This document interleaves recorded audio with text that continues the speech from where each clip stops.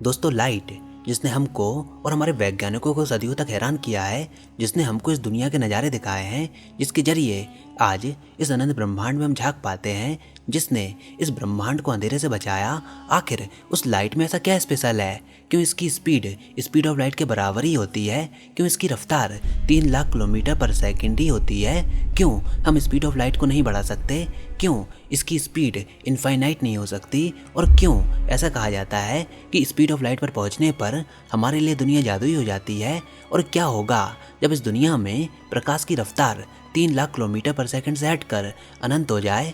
अगर आप भी ये जानना चाहते हो कि नेचर ने स्पीड ऑफ लाइट को क्यों संभाल कर रखा है, क्यों इसकी रफ्तार को फिक्स रखा है और क्यों इसकी रफ्तार अनंत नहीं हो सकती, इन सब के बारे में पूरा डिटेल में आज हम इस वीडियो में बात करेंगे।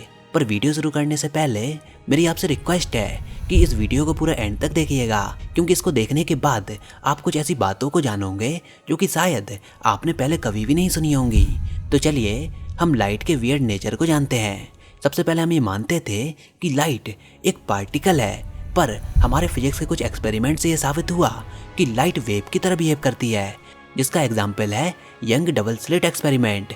पर फिर कुछ एक्सपेरिमेंट ऐसे भी आए जहाँ पर लाइट पार्टिकल की तरह बिहेव करती थी, जैसे कि फोटो इलेक्ट्रिक इफेक्ट।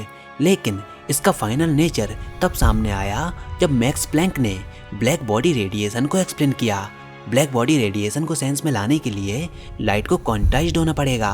पर अब हम ये जानते हैं कि लाइट एक क्वांटम ऑब्जेक्ट है। ये वैसे तो वेव की तरह बिहेव करती है, पर मेजरमेंट करने पर ये अपनी प्रॉपर्टी को चेंज करके पार्टिकल की तरह बिहेव करने लगती है। और इसको हमको वैसे ही डिस्क्राइब करना होगा जैसे कि हम बाकी के सारे क्वांटम ऑब्जेक्ट्स को करते हैं, मतलब श्रोडिंगर इक्वेशन के वेव फंक्शन से इसको डिस्क्राइब करना होगा। पर इसके बाद एक काफ़ी ज़रूरी सवाल ये आया कि अगर लाइट वेव है तो वो कौन सा मीडियम होगा जहाँ पर ये ट्रेवल करेगी, जिसके द्वारा ये प्रोपोगेट करेगी। तो क्लासिकल मैकेनिक्स ने हमको इस चीज़ को समझाने की कोशिश की। उन्होंने हमको ईथर का कंसेप्ट दिया कि लाइट जिसमें ट्रेवल करती है वो मीडियम है ईथर। पर माइकलसन मॉर्ले एक्सपेरिमेंट ने साबित किया कि ईथर जैसा कुछ भी नहीं होता। पर जब एल्बर्ट आइंस्टीन सामने आए तो उन्होंने इन सारे आइडियाज़ को मार दिया अपनी स्पेशल थ्योरी ऑफ रिलेटिविटी के द्वारा। उन्होंने बताया लाइट किसी भी मीडियम में ट्रेवल नहीं करती, बल्कि लाइट हमेशा वैक्यूम में सेम और फिक्स कांस्टेंट स्पीड के साथ ट्रेवल करती है, और वो ही है उसकी मैक्सिमम पॉसिबल स्पीड, जिसको हम कहते हैं स्पीड ऑफ लाइट। और हम लोगों ने इसको काफ़ी एक्यूरेटली और प्रिसाइजली मेजर भी किया है। पर आखिर यूनिवर्स के पास ये स्पीड लिमिट क्यों है? क्यों ये लिमिट एक नंबर है? क्यों ये इनफाइनाइट नहीं है? तो दरअसल speed of light empty space की 2 फंडामेंटल प्रॉपर्टीज़ पर डिपेंड करती है, और इन दोनों प्रॉपर्टीज़ को हम बोलते हैं परमिटिविटी और परमिएबिलिटी। ये 2 कांस्टेंट हैं जिनकी अलग अलग मीडियम में एक फिक्स वैल्यू होती है, और यही स्पीड ऑफ लाइट को डिसाइड करते हैं। पर कोई भी थ्योरी ये एक्सप्लेन नहीं कर पाई कि ये दोनों कांस्टेंट कहाँ से आए। पर आप इन दोनों कांस्टेंट को ऐसे समझ सकते हो कि ये दोनों स्पेस के रेजिस्टेंस को रिप्रेजेंट करते हैं। मतलब ये कांस्टेंट्स इलेक्ट्रोमैग्नेटिक वेव्स के प्रोपोगेशन के लिए स्पेस में रेजिस्टेंस की तरह काम करते हैं। और आप जानते हो कि लाइट एक इलेक्ट्रोमैग्नेटिक वेव है, और क्योंकि स्पेस रेजिस्टेंस को शो करता है तो इलेक्ट्रोमैग्नेटिक वेव के प्रोपोगेशन के लिए यहाँ पर जस्ट इन्हीं दोनों कांस्टेंट के कारण स्पीड ऑफ लाइट की एक फाइनाइट वैल्यू होती है। अगर वैक्यूम की रेजिस्टेंस काफ़ी ज़्यादा हो जाए तो स्पीड ऑफ लाइट और भी कम हो जाएगी, और अगर इसकी रेजिस्टेंस काफ़ी ज़्यादा कम हो जाए देन स्पीड ऑफ लाइट और भी ज़्यादा बढ़ जाएगी। तो जब लाइट अलग अलग मीडियम से पास होती है तो परमिटिविटी और परमिएबिलिटी ही 2 फैक्टर्स हैं जो ये डिसाइड करते हैं कि उस मीडियम में इसकी स्पीड कितनी होगी। और इस दुनिया में जितने भी मीडियम हैं उनमें से सबसे कम रेजिस्टेंस शो करता है वो है वैक्यूम। इसी कारण speed of light maximum vacuum के केस में होती है। पर इमेजिन कीजिए अगर हम स्पेस में से पूरा रेजिस्टेंस ही हटा दें, देन इन थ्योरेटिकल केसेस में स्पीड ऑफ लाइट इनफाइनाइट भी हो सकती है। और इनफाइनाइट स्पीड होने की ये कल्पना वाकई में एक अमेजिंग थॉट है। जरा सोचिए, अगर आप इनफाइनाइट स्पीड से इस ब्रह्मांड की यात्रा करते, देन आपको ये नज़ारा कैसा नजर आता? आपके लिए ब्रह्मांड का सफ़र कैसा होता? आई नो ये हमारी इमेजिनेशन के बियॉन्ड है। अब आगे बढ़ने से पहले हमको ये जानना होगा कि हमारे ब्रह्मांड में स्पीड ऑफ लाइट का फिजिकल सिग्निफिकेंस क्या है। दरअसल इसका बेसिक सा मतलब ये है कि स्पीड ऑफ लाइट वो अपर लिमिट है जो कि ये शो करती है कि कितनी फास्ट इन्फॉर्मेशन फ्लो कर सकती है।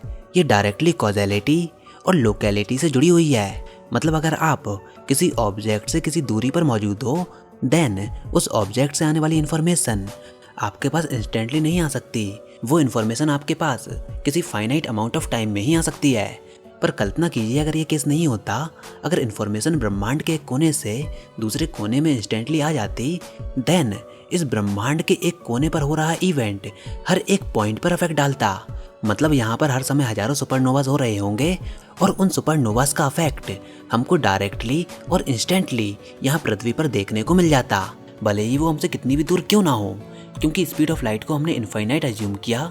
और इस केस में अगर इलेक्ट्रोमैग्नेटिक रेडिएशन की स्पीड इनफाइनाइट है, देन उन सुपरनोवाज से आने वाली हार्मफुल रेडिएशन हमारी पृथ्वी तक इंस्टेंटली आ जाती।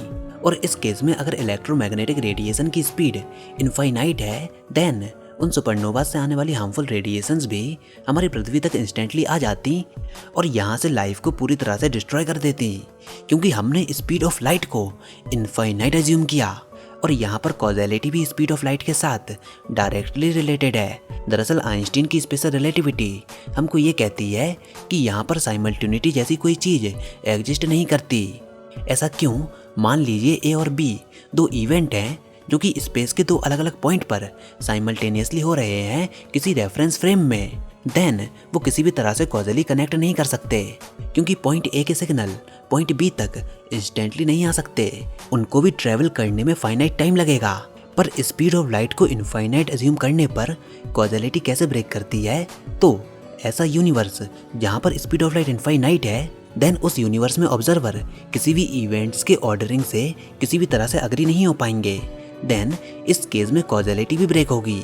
यहाँ तक कि स्पीड ऑफ लाइट इनफाइनाइट होने पर हमको इस ब्रह्मांड के इतिहास के बारे में कोई भी जानकारी नहीं मिल पाएगी, क्योंकि यहाँ पर कोई भी रेड शिफ्ट नहीं होगा। हम लोग माइक्रोवेव बैकग्राउंड रेडिएशन को नहीं देख पाएंगे।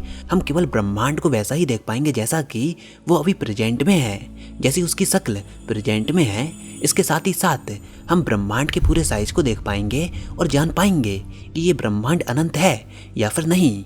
यही नहीं, हमारे रात का नज़ारा भी काफ़ी प्लीजेंट होगा, क्योंकि हम इस ब्रह्मांड से आ रहे सारे स्टार्स की लाइट को एक साथ देख पाएंगे और हमारी नाइट का व्यू बिल्कुल डे जैसा होगा। पर इसके साथ ही साथ यहाँ पर एक काफ़ी बड़ी फंडामेंटल प्रॉब्लम भी आएगी। आप इस इक्वेशन को देखिए, E=mc²। ये कहती है कि एनर्जी और मास आपस में कनेक्टेड हैं। यहाँ पर एक c² का फैक्टर भी है। तो अगर स्पीड ऑफ लाइट इनफाइनाइट हो जाए, देन यहाँ पर एक काफ़ी अजीबोगरीब रिजल्ट सामने आएगा, और वो ये है कि इस ब्रह्मांड में कोई भी मास नहीं बचेगा, केवल एनर्जी ही रहेगी। आप इस इक्वेशन को रीअरेंज कीजिए, देन m=E/c²। अगर आप c की वैल्यू को इनफाइनाइट पुट करते हो, देन ऑटोमेटिकली मास 0 हो जाएगा। तो अगर मास 0 हुआ, देन हमारा पूरा ब्रह्मांड केवल एनर्जी से भरा हुआ होगा। पर मैं आपको बता दूं कि E=mc² आइंस्टीन की थ्योरी ऑफ स्पेशल रिलेटिविटी का प्रेडिक्शन है, जो कि ये कहती है कि स्पीड ऑफ लाइट कांस्टेंट होती है सारे फ्रेम ऑफ रेफरेंस में। तो अगर हम ऐसे यूनिवर्स की कल्पना करें जहाँ पर स्पीड ऑफ लाइट इनफाइनाइट है, देन मे बी वहाँ पर स्पेशल रिलेटिविटी वर्क ही ना करे, वहाँ पर स्पेशल रिलेटिविटी फेल हो जाए। तो वहाँ पर E=mc² भी करेक्ट नहीं रहेगा। उस केस में मे बी आपको फाइनाइट मास मिल जाए। अब देखिए, वैसे तो स्पीड ऑफ लाइट अलग अलग मीडियम में डिफरेंट होती है, जैसे कि वैक्यूम में अलग होती है, ग्लास में अलग होती है, वाटर में अलग होती है। पर अगर हम गॉड से कहें कि स्पीड ऑफ लाइट वैक्यूम में भी वेरी होने लगे, देन उस कंडीशन में क्या होगा? देन इस कंडीशन में हमारी पूरी फिजिक्स को हमको दोबारा से लिखना होगा।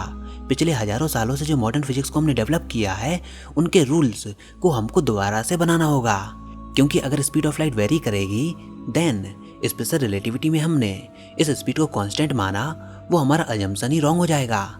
इनफैक्ट क्वांटम फील्ड थ्योरी भी गलत साबित होगी, क्योंकि वो भी स्पेशल रिलेटिविटी को फॉलो करती है।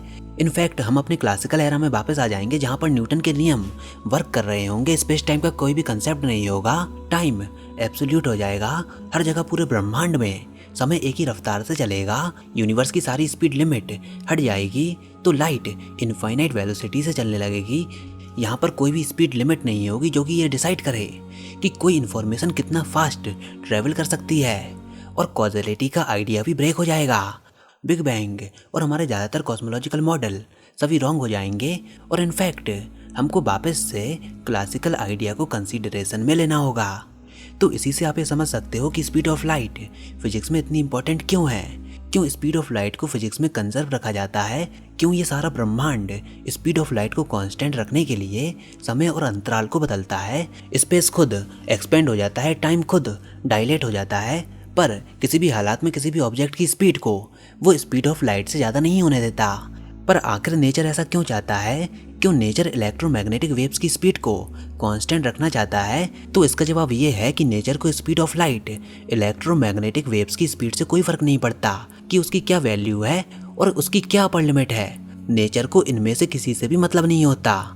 नेचर केवल एक ही चीज को संभाल कर रखना चाहता है और वो है कॉजेलिटी।